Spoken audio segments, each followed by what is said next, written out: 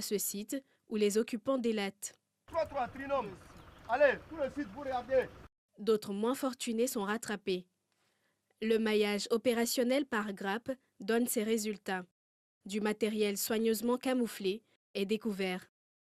Parmi les interpellés du jour, des jeunes migrants, embarqués dans une activité interdite par le code minier. Beaucoup vivent le martyre d'employeurs véreux. Mon patron Bakary et mon grand frère se connaissaient. Il lui a demandé de faire venir les jeunes du Burkina Faso pour travailler dans son champ. C'est ainsi que je suis venu ici. Depuis mon arrivée, je n'ai rien eu comme gramme d'or. Wallahi, nous dormons avec la faim ici. Quand on dit recherche, on reste ici pour creuser le sol jusqu'à 40 mètres.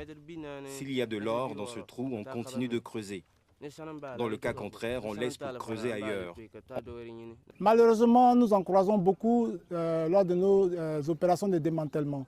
Ces migrants qui viennent des pays de la sous-région, qui sont malheureusement victimes de personnes véreuses qui les font venir dans notre État et qui les exploitent.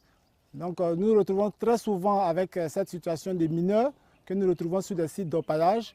Nous les remettons au procureur de la République qui prend les dispositions qui conviennent. Le soleil se prépare à se coucher. Le bilan du jour se présente comme suit. 24 orpailleurs interpellés, une dizaine de motos et de motopompes saisies, une vingtaine d'autres matériels incendiés. Je venais acheter l'or. Bon, comme moi j'ai fait divers là, bon, c'est trop lent, bon, j'ai venu ici pour que je dois gagner l'argent vite vite. L'unité engage son retrait du théâtre.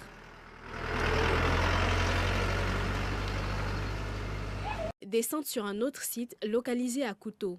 Là encore, l'officier supérieur en première ligne opte pour la piste poussiéreuse passant par Niofouin au confort de la voie bitumée.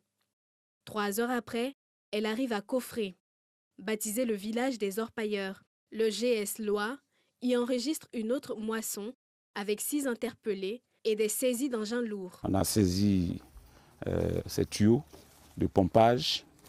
On a pris 2 motopompes. Il y a même des fils électriques pour éclairer le site en temps de nuit. La drague métallique là, c'est une laveuse. C'est elle qui reçoit l'eau qui a été aspirée depuis la boue là-bas. Et avec l'eau,